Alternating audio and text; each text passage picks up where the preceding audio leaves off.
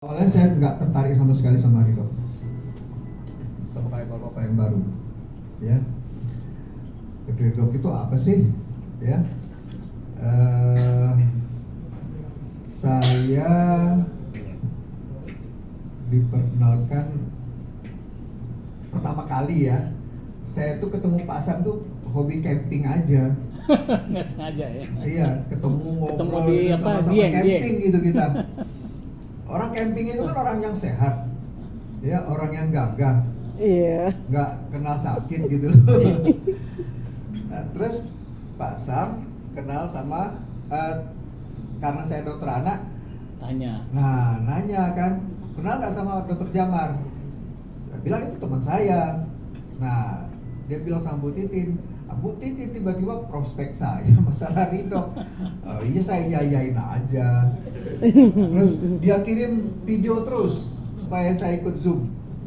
Saya liatin. Nah, ada sesuatu hal yang sangat menarik yang sesuai cocok bagi saya. Apa? Itu pas dokter Cokorda, spesialis penyakit dalam dari Bali, dia konsultan onkologi kanker dan menangani masalah paliatif, ya, masalah penyakit yang tidak bisa disembuhkan. Di Bali itu kan orang biasa meditasi, ya.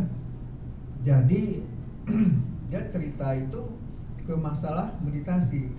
Saya juga biasa meditasi. Saya sudah master yoga, sama rupanya sama Dr. Cokorda. Kami berbicara.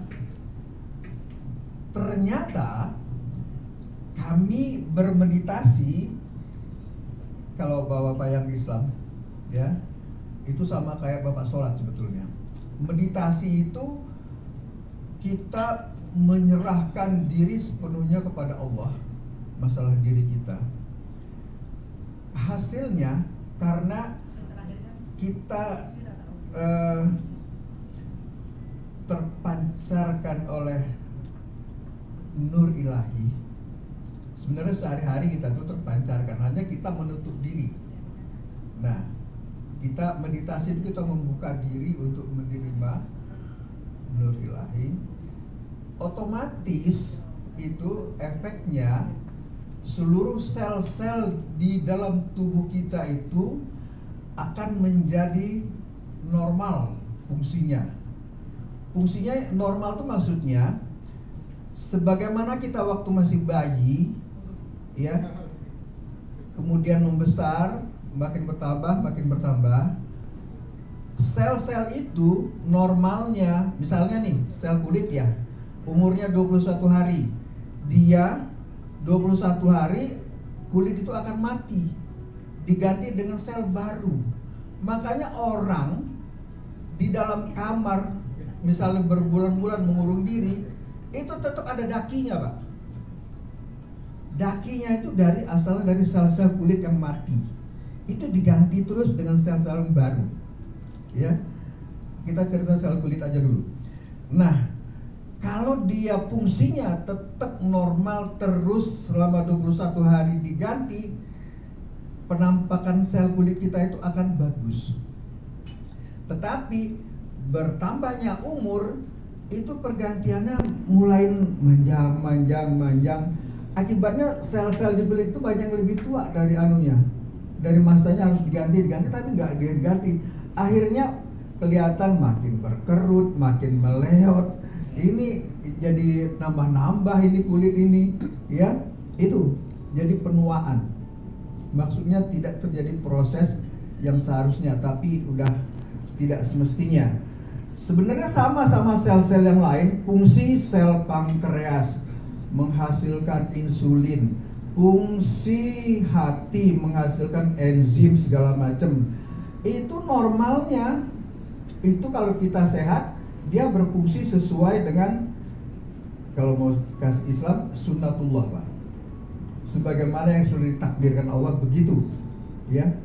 Tetapi bersamaan dengan umur kita bertambah, saya hubung sama yoga tadi, banyak perbuatan-perbuatan kita yang salah, kita banyak berdosa, kita banyak menyimpan energi negatif, fungsi sel-sel itu menjadi rusak.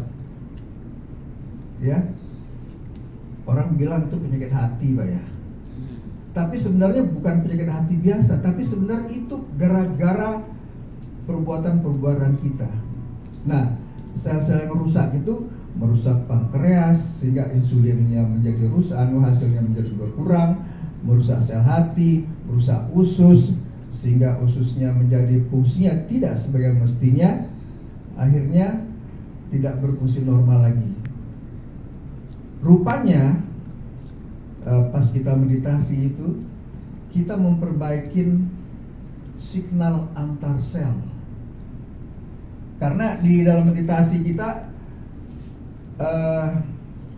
ada namanya hipofise, pusat di otak kita itu, dia akan mempengaruhi fungsi hormonal yang mengatur seluruh sistem di tubuh kita.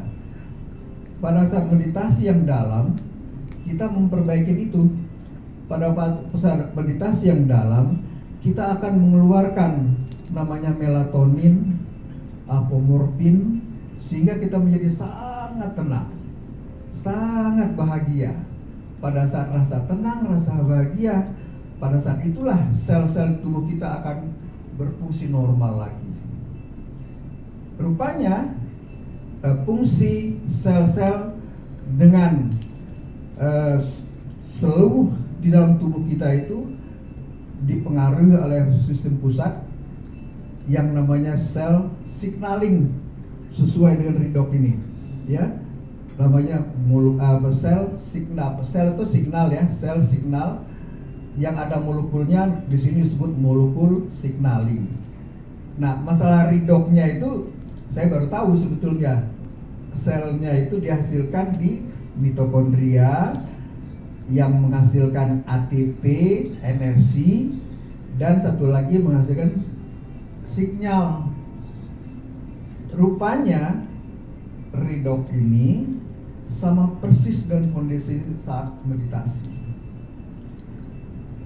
Jadi pada saat banyak minum redox, dokter, emosinya jadi stabil karena secara hormonal mempengaruhi keluarnya hormon melatonin dan apomorfin yang lebih banyak dibandingkan dengan kortisol. Kortisol itu yang emosi, orang-orang yang emosian tadi menghasilkan kortisol yang tinggi. Kortisol itu yang merusak sel-sel tubuh. Jadi orang-orang sering marah-marah itu merusak sel-sel tubuhnya. Ya. Lawannya harusnya dengan menenangkan diri sehingga produksi melatoninnya menjadi lebih banyak sehingga dia lebih tenang. Ternyata itu bisa dibantu dengan redox. Itu kesamaan itu saya sangat tertarik. Makanya setelah kita ngobrol sama Dr. Cokordo itu saya tertarik. Mulain saya berpikir, apa iya ya? Oke, saya beli. Saya daftar beli. Ibu saya kena hipertensi, kencing manis, lututnya sakit, susah berjalan, pinggangnya sakit, sehingga dia pakai tongkat, jalannya agak merangkak. Pertama, saya kasih ibu saya tes nih, saya beli, Renu juga saya beliin. Setelah dia habis 2 botol, saya ketemu lagi ibu saya di rumah adik saya. Saya nemuin ibu saya lagi. Wah, kok cerah banget. Kok kamar mandi gak pakai tongkat lagi? Terus sama adik saya yang bungsu saya, kan dia tinggal sama adik saya bungsu yang perempuan. Kok muka ibu sekarang lebih muda dari kamu ya? Saya bilang, oh iya ya, ibu lebih ceria, mukanya lebih cerah, dan tidak pakai tongkat lagi. Dan terakhir, dia kan selalu report di grup masalah tekanan darah sama gula darahnya.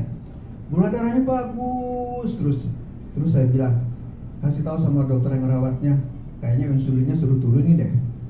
Sebelumnya dia dapat 12 unit, sekarang terakhir dia turun jadi 4 unit suntikan insulinnya. obat hipertensinya yang tadinya 6 sama obat ginjal dia makan sekarang udah mulai dikurang-kurangnya sama dokternya. Karena dia di lab hasilnya kok bagus terus, udah stabil. Dan yang jelas saya suka itu mukanya cerah banget dan gembira, nggak mudah tersinggung, nggak mudah marah lagi, gitu. Kita terlambat berkunjung biasanya dulu marah-marah, kamu mana aja sih? Sekarang enggak lagi. Ya, itu bukti nyata. Ke Semarang dulu nih, gitu. Ke Semarang dulu nih, Bu. Saya kira itu aja yang saya ceritakan. Karena kalau cerita panjang banget sih ceritanya. Mudah-mudahan dengan penjelasan itu cukup bisa memberikan semacam dorongan dari Bapak-Bapak Ibu sekalian untuk lebih mengerti masalah ini. Terima kasih. Assalamualaikum.